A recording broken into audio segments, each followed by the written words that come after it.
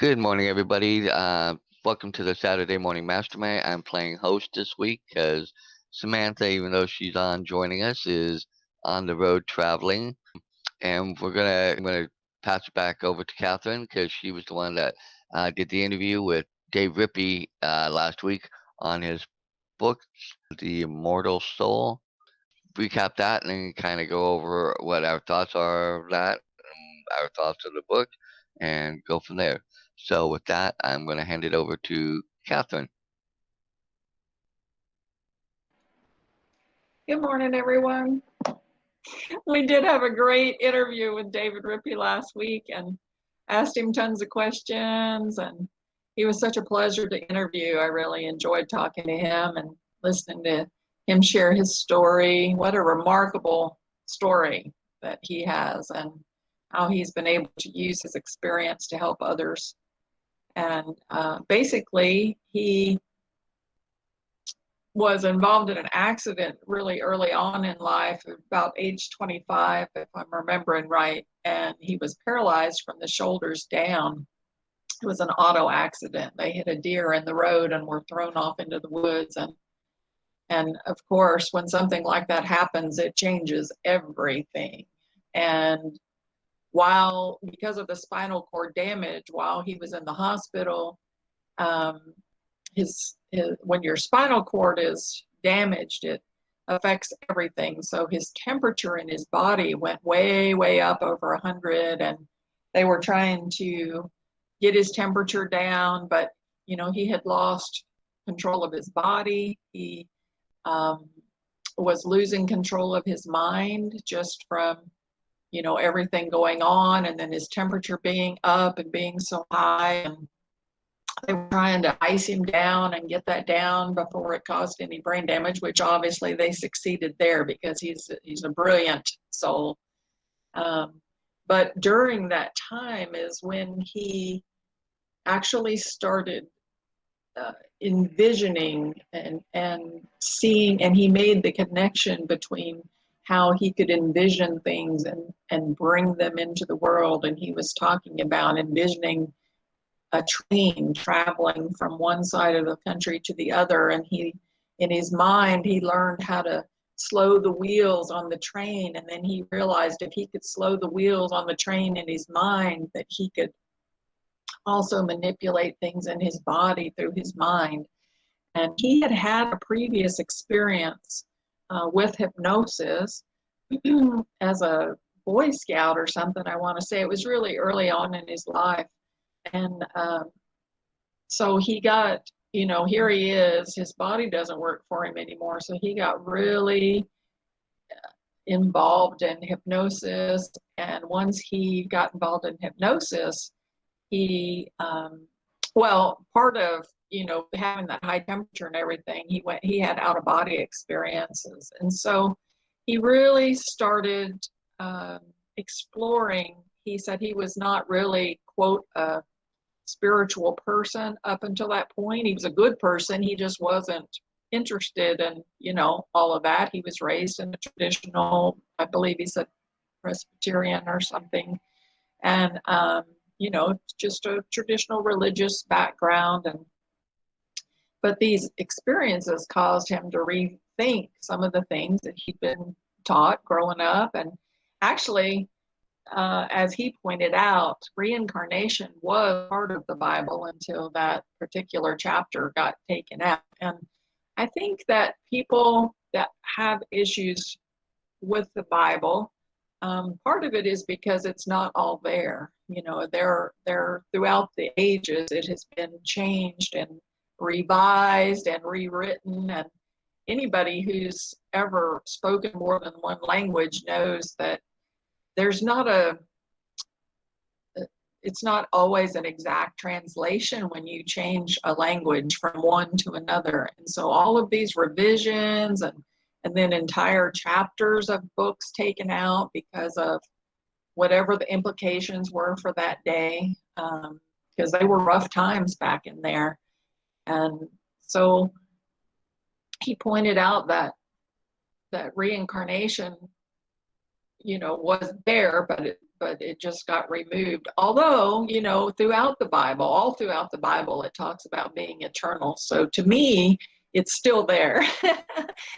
Maybe not the exact chapter that talked about it, but it's still there. So as he started developing his skills in hypnosis, he got really interested in doing these past life regressions. And he has written 5 different books. And the book that we talked about last week was The Immortal Soul.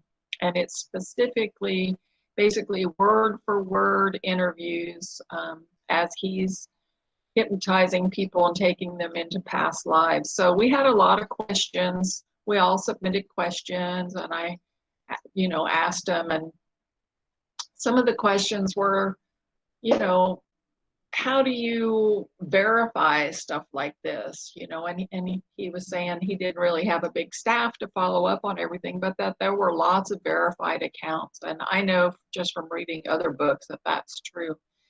So I'd like to just, you know, get your guys' thoughts overall on the interview, and then any specific questions that you have. I'll jump out really quick. I also like to. I didn't give everybody a chance to introduce themselves, but we have Katherine, Lori, and Samantha who normally host here. So I didn't mean to put so much pressure on you, Katherine, because I was figured you would remember a lot more because you're the one that gave a lot of the interview questions and talked to them more in depth than we did. So, but I did finish reading the book, and for me, one of the things that came across was uh, that stood out for me with him is the caring and um, empathy and emotion I think I got from him from when he does put him into the deep states and the hypnotic, and how he protects them and tells them, that, oh, we're just here, we're observing. They don't see you, they can't, and you're okay, you're safe, you're protected. And he talks about love a lot and about, things like that. Because in a couple of stories, um, the subjects were getting kind of pulled in and their emotions were starting to take over. And I think that's what one of the real things that got me was being able to keep that balance of keeping them to be able to still initiate and look and look at what was going on, but then asking those pointed questions, but still keeping them to where they could feel safe while watching it, and just that love and empathy that I think he had, and that's something that really came out where I'd never really ever heard of that or seen or felt that before when I've seen people go under hypnosis, but I've seen it in the I don't want to play light of it, but in the more comical sense, like in on shows or stuff or things like that, where it's used in that vein, but this shows a whole different way of how you can use it and use it in a powerful way, maybe to help people, and that's something that came out for me.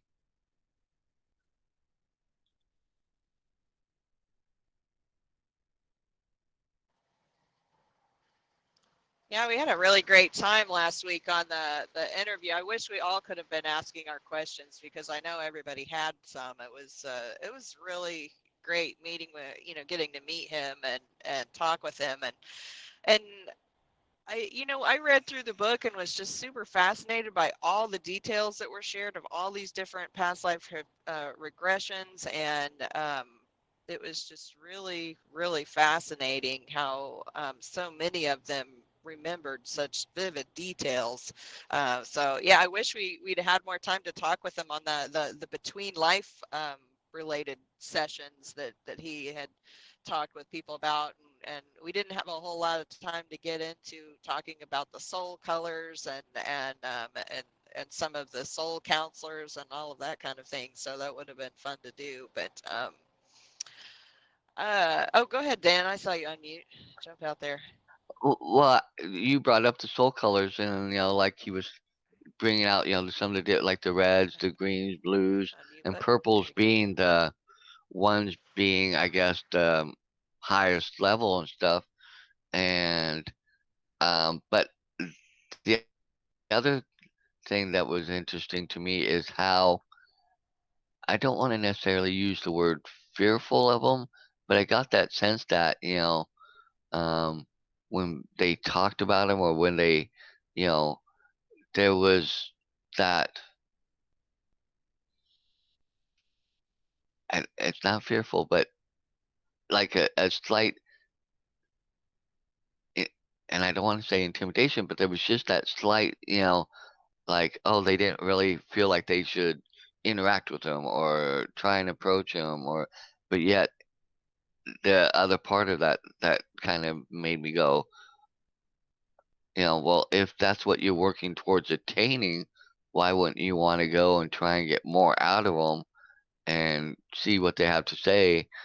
So that's one area where, because that I think I would be like it, like, okay, tell me more what I need, or how I can fix this or make that better, or if I'm trying to learn and grow and get to that, attain that level.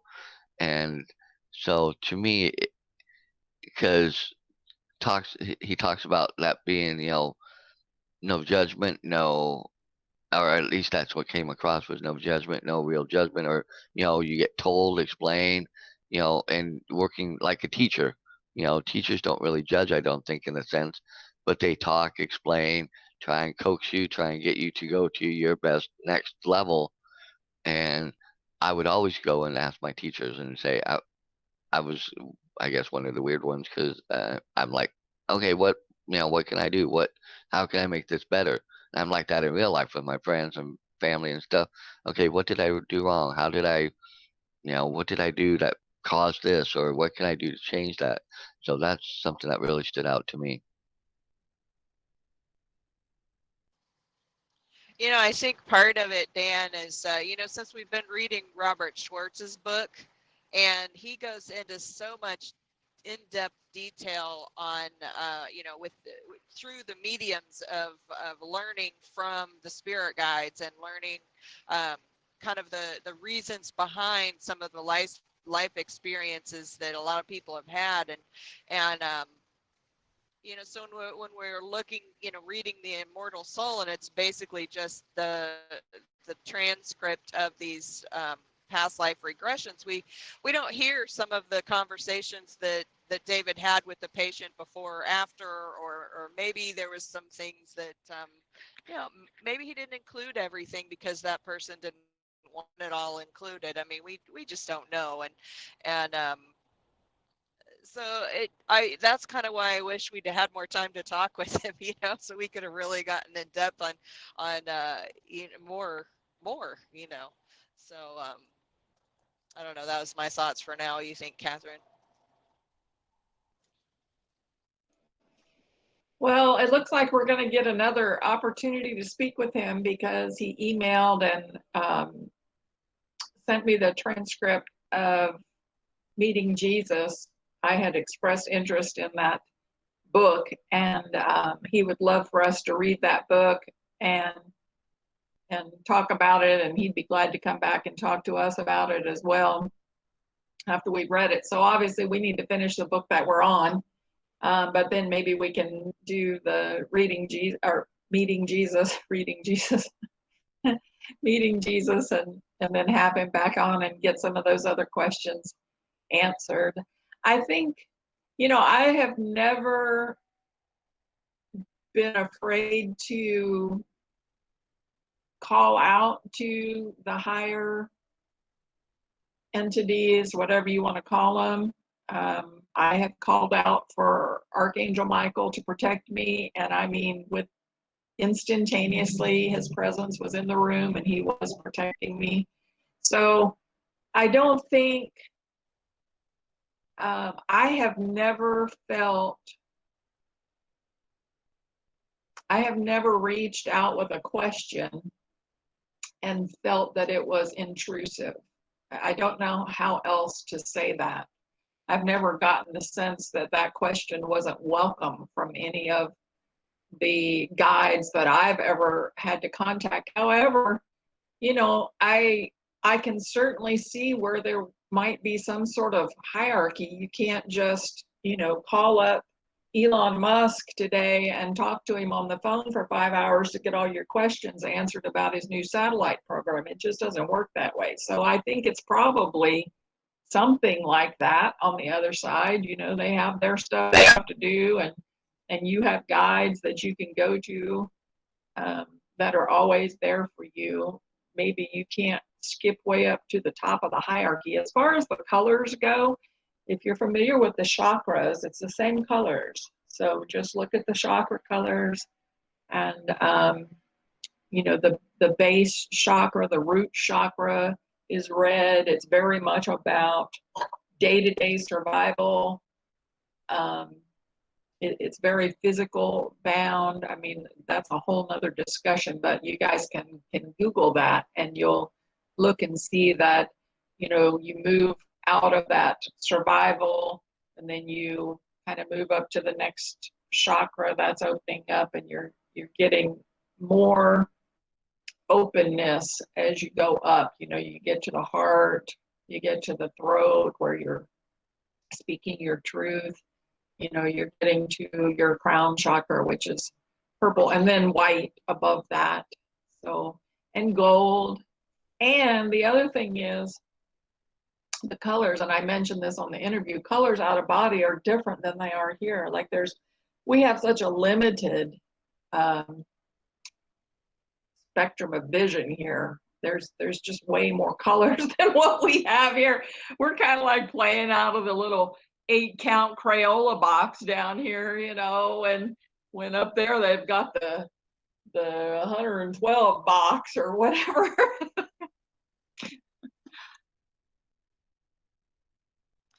Something else I was thinking is of course, with David and his book, it was simply past life regressions, and so from that person's perspective, they may have only been able to recount memories versus ask questions as well, and like in the comparison also between what he's doing versus what David Schwartz did is of course David or Robert Schwartz, get their names mixed up.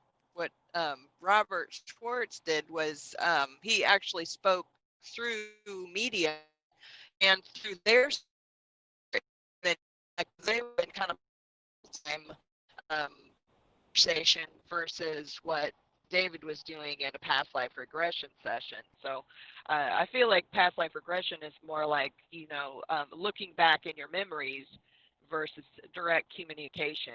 I mean, obviously you probably could do it if that's kind of your focus. I'm thinking in a deep meditative state, I would think if you were able to connect with your spirit guides at any point, it would be then.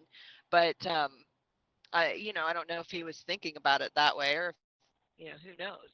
That's kind of so. Oh, the other thing that and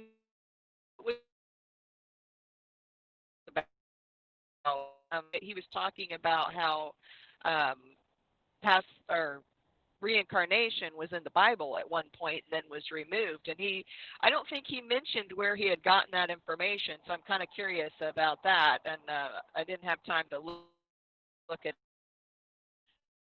you guys before or know anything about it.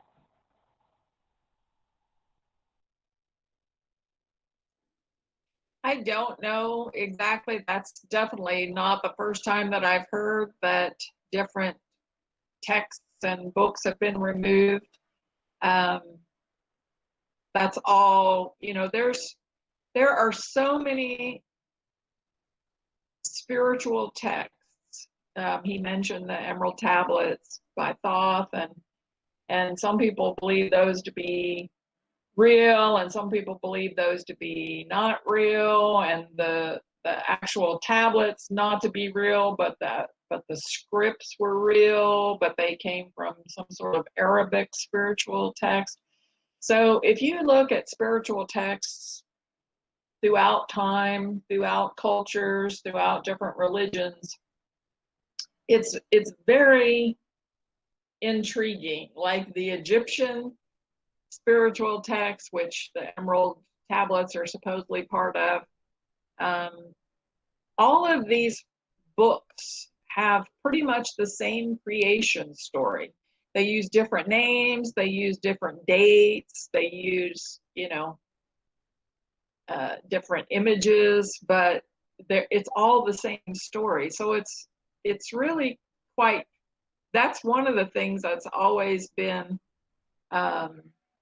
sort of difficult for me then to say that the Bible is the only true spiritual text, because all these other spiritual texts say sort of the same thing, just with different names and stuff. And why are their words not true? So I think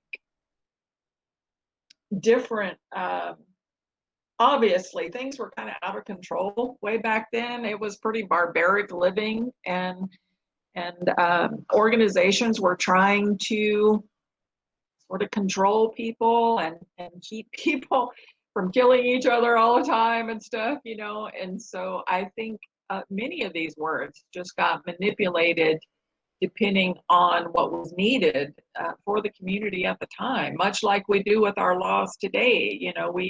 We're seeing chaos in the streets in places, and everybody has a different sort of opinion on how that needs to be handled, and at least we're a bit more civilized now than we were then, although some days you might question that. But as we see our laws being changed almost daily to try to keep up with human behavior, I'm pretty sure that's what was happening back then. The only thing is, we have books now that say, this is the way it has to be based on chaos that was going on back then. So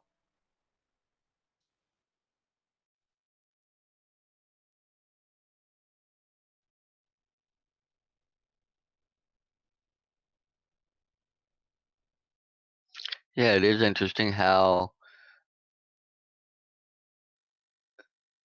the we go to the past to help with current and to help try and set for the future, because we don't really know, but we try to control the future by what we do now in the present based on the past.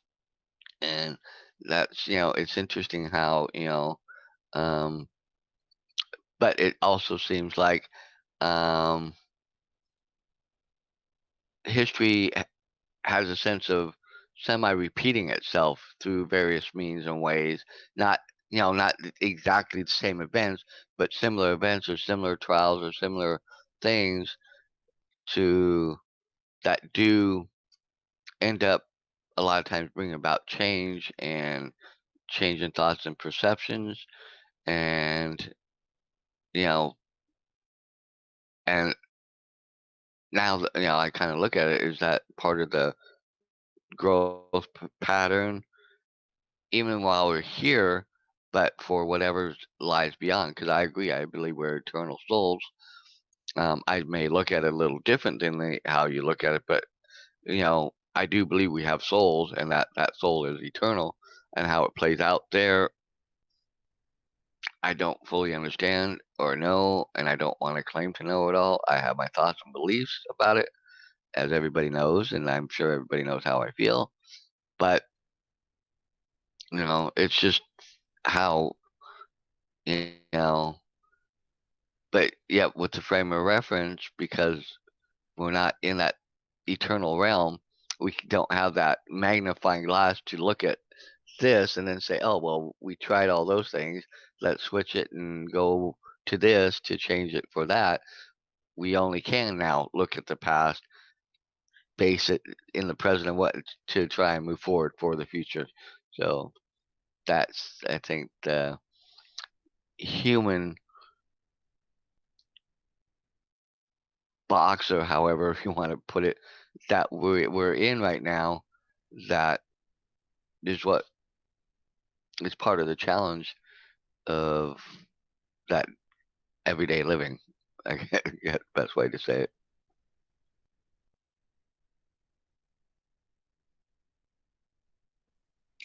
well, and then you have perception, and how we interpret things. Because I don't know if you guys are familiar with someone called Myron Golden. He is a inspirational, motivational, evangelical type speaker, and the way that he breaks down the Bible is completely different from the way I've heard anybody else ever. Like, I've heard the Bible preached from a lot of different pulpits. You wouldn't think that, because I don't claim to be a religious person, but my grandma was trying to save me, so I heard it all. I heard it from Southern Baptists, I heard it from Catholics, I heard it from synagogue, I heard it from, all these different religions. And I've never heard it the way that Myron Golden speaks it. And just as a simple example, and I bring this one up particularly because our show here is about mindset and staying focused on positive forward movement in our lives, learning to choose thoughts that serve us rather than make us suffer. And so the way Myron Golden explains the Adam and Eve story is that Eve had everything at her fingertips. Everything that she could want or need, she had. And she walked past all of that to get to the one thing that she couldn't have, and that's where she placed her focus. So just like in these days and times, I'm living here in a beautiful house. I have air conditioning. If I'm hungry, it's only because I've forgotten to eat for a few hours. It's not from lack of food or whatever, but maybe I get hung up on this bill over here that I can't pay and make myself miserable over it. It's the same situation. See, I'm walking past everything that's good in my life and focusing on that one thing. And so that's how I kind of look at the Bible, is in analogy, sort of. And I just love the way that he breaks it down. And he's got a lot of good material out there if anybody's interested in looking him up, Myron Golden. But I have never heard that creation story taught that way before I listened to him teach it. And I was like, oh my God, because everybody's always trying to say the Bible is a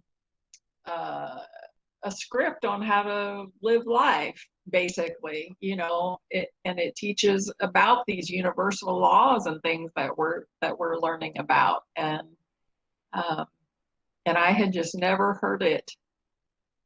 A lot of the ways that I've heard it preached is that, Eve was this evil bitch, basically, that bit the apple and ruined everything for all of us. We've been suffering ever since. That's kind of the story I got. Instead of watch where you put your focus.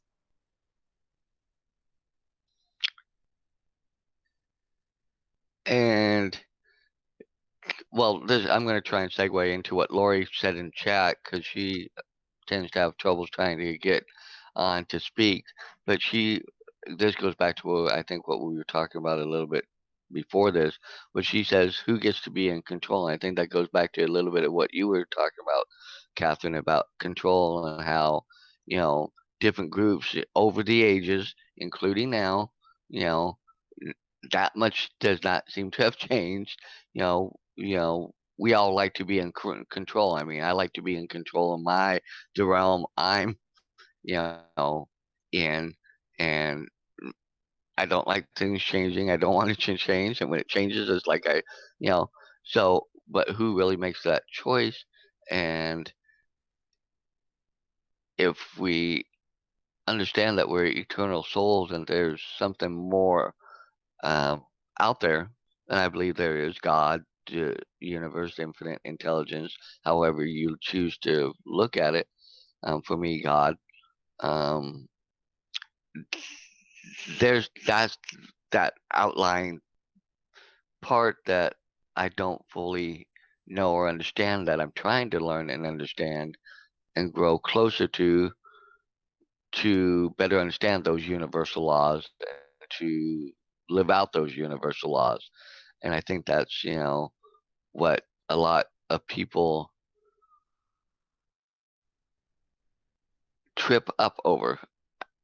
Because I don't think we all necessarily do it per se on purpose. I think it's just through what's going on in life, and because we don't have all the answers and we're still learning and understanding and growing and, you know, trying to reach whatever next level that we're searching for, that gives us peace and serenity and love. Because I think that's a very universal thing. We're all really looking for love and acceptance, and to be wanted and needed in that realm, you know, as that. And I think that's, the other lying part is we have, as individuals, we have not somehow learned or grown, or in this realm, learned to pull that's on out there, where it is, like that universal love that can, all encompassing everything, and somehow have it here. That's such a great point, Dan. You brought up well, as Lori mentioned, the who's in control and how you kind of compared it to what's going on in the world today, and and that's a good point, because it's these people that are trying to control, that are taking the information and twisting it around so that they can lead, or they can manipulate the most people into following what they're talking about. And that happened back then. I mean, that's the whole reason I believe that Jesus was crucified back then, is they were trying to make him out to be evil and horrible, and this is why he was up on the cross in the first place, and that it was the leaders trying to manipulate the people. And so that's a great point that you bring up. And Katherine, when you're talking about Byron Golden, I'd never heard of him, but I feel like a lot of the stuff that we have looked at over the years has has just helped us to open our mind to a different way of looking at the information that is in whatever religious text that we hold dear. And because when we look at it from a different perspective, we see a different message. And I think a lot of folks do tend to get hung up on kind of the literal wording of what is in the Bible, and they aren't looking at the message that's actually trying to be conveyed. And just the whole idea of even just kind of acknowledging, oh, okay, Matthew, Mark, Luke, and John were like psychic mediums, if you will. I mean, just to even look at it in that perspective of, they were channeling from the spirit world this information they were trying to convey to the physical world. And if that was, if we look at it that way, it's like, oh, it gives it a whole different, not necessarily different per se, because I mean, I think everybody thought that they got that information from God directly, right? But if we look at it along the lines of they were actually channeling the spirit world, then it's kind of like, it opens your mind and you're like, oh, huh, well, if they could do it, why can't someone else do it? Why can't someone else communicate with people on the other side? So that kind of expands your mind, right? Because they were individuals like anyone else. They were just gifted in a different way. So really fascinating. And if we were to think, okay, reincarnation was mentioned at some point in spiritual texts related to the Bible, and then it was removed, does that mean that maybe when Jesus is talking about coming back, that he meant being reincarnated? So that's another way of looking at that too. So I think that just studying all of these different things, it helps us all to open our minds to the messages that have been shared in so many different spiritual texts, and to always be questioning what it is trying to say to us. And and the meaning for me is going to be different than the meaning for you, and the meaning for Katherine, and the meaning for Lori, and everybody else out there. Everybody can read something and get something completely different out of it, depending on what you're experiencing in life. It's like when we're going down the road and you see a sign, it's an advertisement for this, that, or the other, but that might be a synchronous event for someone who's driving down the road and mean something very, very profound for them. Or, if you see a animal run across across in front of the road or whatever, I mean, any number of things. That's the amazing part about being human is that there's just so much, so very much.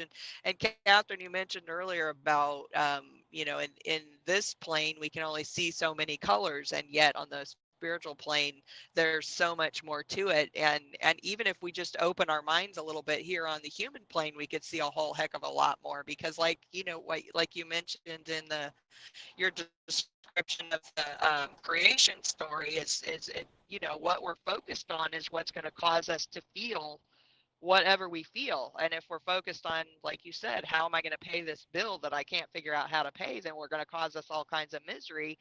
But yet, if we're focused on all the abundance that we have in our lives, then we're going to be at peace and content. So we get to choose. We get to decide what we're focused on, and what we are going to spend our energy on, and what we're going to allow into our own being to give us the feelings that it gives us. So yeah, I love what you guys all said. We're coming up on our destination here in a minute, so I'm going to have to jump off. So if I don't get a chance to say goodbye, I'll wave at you as I'm jumping off. I just want to add a little something that Lori added in chat. She says, I think it's because all the individual millions of free wills thinking in various mindsets and wanting to make their ideas and opinions into universal laws like gravity. And I think that kind of ties in a lot with what we've all been just saying right now. But you made a couple points that made me think about something that Catherine said, that you know you were talking about, Matthew, Mark, Luke, and John, and a couple of the other in the Bible, like Daniel and stuff. Some of the things and the things that they say are going to happen, those were visions, those were channeling, and I think they were channeling, for lack of a better term, for me, God.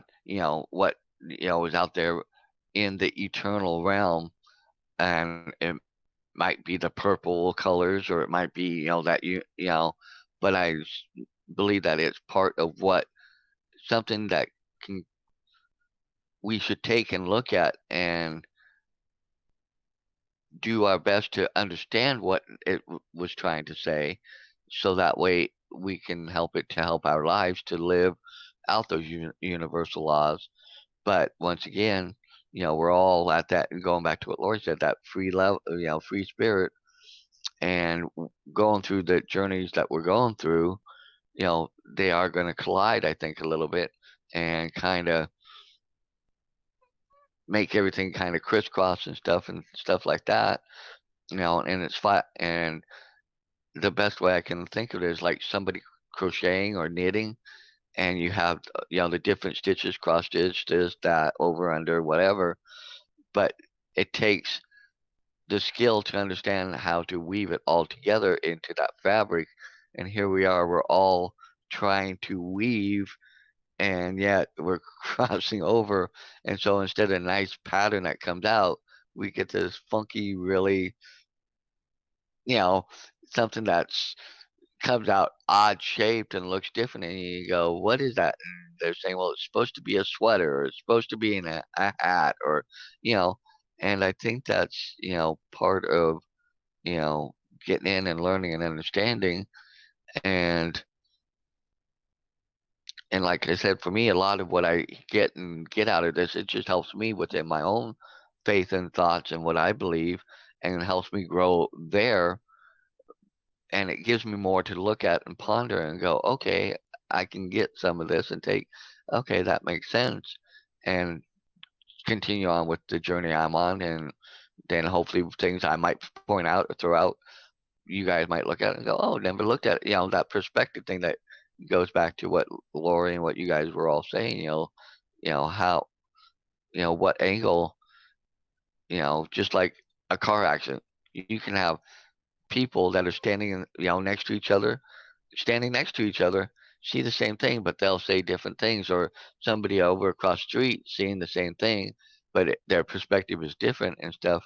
So that interweaving of all that, trying to get it all to mesh and match up, that's, you know, where things and where we place that perspective and that focus is another big issue.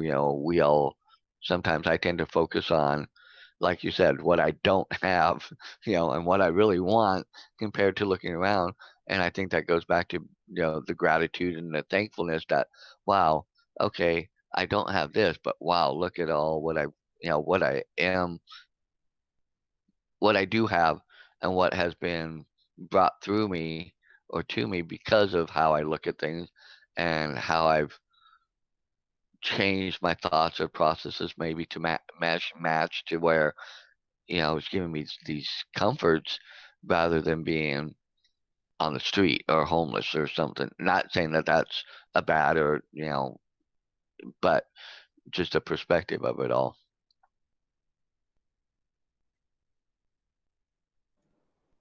I love what you were talking about, Samantha, how, and you too, Dan, how we, each one of us interprets everything in our lives differently. Like you said, we could all be looking at the same road sign, and it would be, some people wouldn't see the sign, some people would see the sign and not read the sign, some people would see it, read it, and interpret it one way and like it, not like it. To somebody else, it's a sign from God. Like, we all interpret everything. That's the whole concept behind this show. We read books, and then we have our own opinions about the books, and we discuss that. And it's always been a quandary to me why that type of thinking and opinions is perfectly acceptable for books and road signs and different things like that. But God forbid you should have your own opinion on the way the Bible says, or another spirit. I'm not picking on the Bible, but any, quote, religious text, there seems to be, people seem to want to put one spin on it, but I've gone to the Bible many times and read the same passage and had it speak to me differently, each time I've read it. And just like with any book that I pick up, I can read a book one year and go back and read it 3 years later. It's like a completely different book. And obviously the book hasn't changed, but I've changed, right? So, but I've always thought it strange that we're allowed to have our opinions except when it comes to religion, and then there's one way, and obviously there isn't one way. Like, God, I can tell you who's in control. God is in control. And I don't know what God is, but I know that God's in control. And let me see what Dan just typed something in. Yeah, I'll let you bring that up if you want to. But Lori, people try to take their beliefs, their thoughts, their opinions, and make it into a quote law, and another thing that is very consistent, just like the creation stories among different spiritual texts is consistent. Another thing that's consistent is these quote universal laws, and David mentioned them in his book. And that's something. There are books completely about the universal laws, and I, for one, would be very interested in us reading one of those and discussing these, because as he was explaining, some of them are mutable and some of them are unmutable. And that certainly seems to play out in my life, and I know, Samantha, you and I how many times have we had a chat about, why are things just up and down and up and down? And one of the unmutable laws, I want to say it was the universal law of rhythm. I could be wrong on that, but that's exactly what that talks about. It's an unmutable law where things are going to swing from one polarity to the other, So we don't need to get wired over that shit, right? Because that's the way it is, and we need to just accept that and not, that's one of those things where we have control. We can either get wired over it, make ourselves miserable, or we can say, okay, this too shall pass. And that, I'm sure that's where that phrase came from.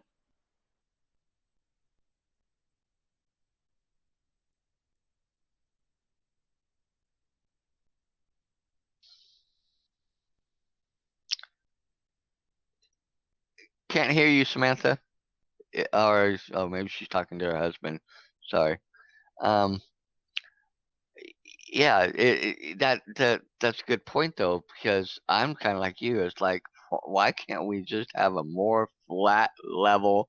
That would make me the happiest person in the world, because I get caught up in these up and downs, and with based on my perceptions of what I see and what I understand, how I feel, how things should be, and what's going on in the world, and I'm thinking, ugh, excuse me, chaos and everything and stuff, and but it's just like a pendulum, it swings, its motion, and it always goes, and it gets to the apex of its point where before gravity pulls it back.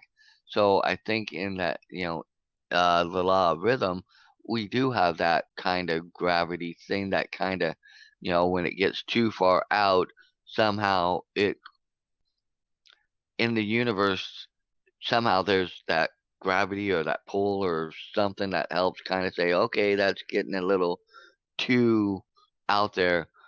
Let's pull it and kind of put the energy back to pull it back more to a central, but then it goes down on that downswing, and that causes the chaos, and then kind of and then we go back to the upswing where it's the more, okay, things are good, things are going along, things are feeling better, but why can't we find that middle line that's just kind of, you know, so I think you're right. I think that's a good point to look at. So you say that now, Dan, about keeping everything level, right? But I like that post you shared in the Facebook group, Catherine, of the, there was one part in there about, why would we do this to ourselves, right? That's kind of the impression I got from the post. Is why would we do this to ourselves? Well, here's one reason. Eternity is a long ass time, right? And what else do we have to do? I mean, if we were sitting here, like you said, Dan, everything was just all blah, blah, blah, we would be like monotone and blah, blah, blah, blah, blah. That would be existence, right? We would be bored as hell. But instead, we're coming down here, we're trying out different lives, we're doing all these different experiences. Why? Because otherwise we'd be bored as hell. So maybe that's what hell is complete boredom, and heaven is adventure and craziness and roller coasters. I mean, think about it. There are theme parks specifically because we want to ride roller coasters in human physical form. So, maybe that is really what's going on here, is that it's when we're over in the spiritual realm, it's really, really boring. And so we come here just so that we can have adventures, whatever those may be, and we get to choose each time we come. And sometimes we choose some stuff that really feels like it sucks here, but we have an interesting adventure. So, you know.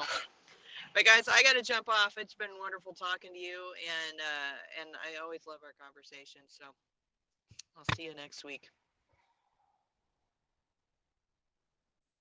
I'm glad you could join us while you could. Safe travels, hon. Yeah, take care and have fun. I was gonna throw a little something out there based on what she was saying. You know, that's weird because I actually love roller coasters. I love riding them. But knowing, because I can look at it, I can see how it's going to go. I kind of in my head, okay, prepare myself, and I know the destination is going to come back into that little place where we took off, and I know where it ends. So for me, it's like, oh, it's just a little fun in between, something, you know, and gets my adrenaline pumping. But a lot of life, you don't have that.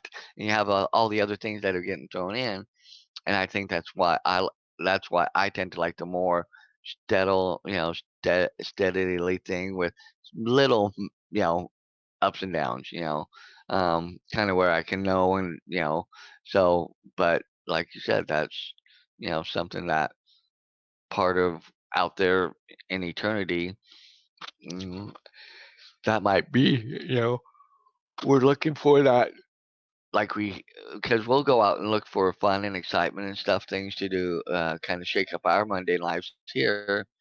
So, that might be, the bigger scheme of life in that sense.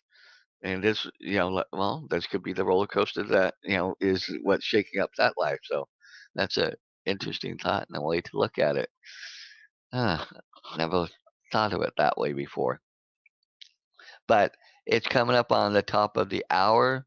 So, I will just let Catherine say anything else. We just heard from Samantha and Lori. If you have something you want to throw in there in the chat, and then we'll kind of just close on out and go back to our regular book next week and go from there.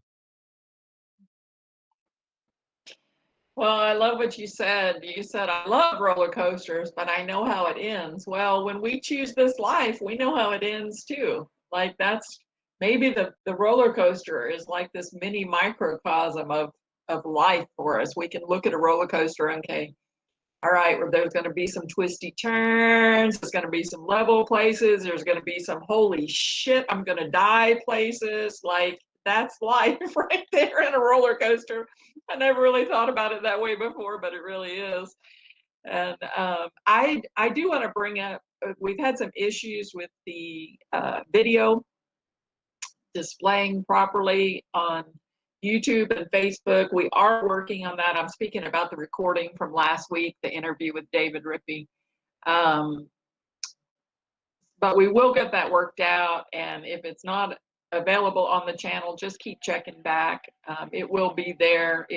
I'm actually arranging for some different internet here. It's quite challenging where I'm at. I have about half of a megabyte per second upload here. Like I'm really slow. I'm surprised that I can even participate in any kind of these Zooms or Meets or anything, but somehow it works. But we will get that up, and just bear with us on that. I appreciate your patience because it's a great interview. He was really such a pleasure, and I absolutely look forward to reading Meeting Jesus, which is a book.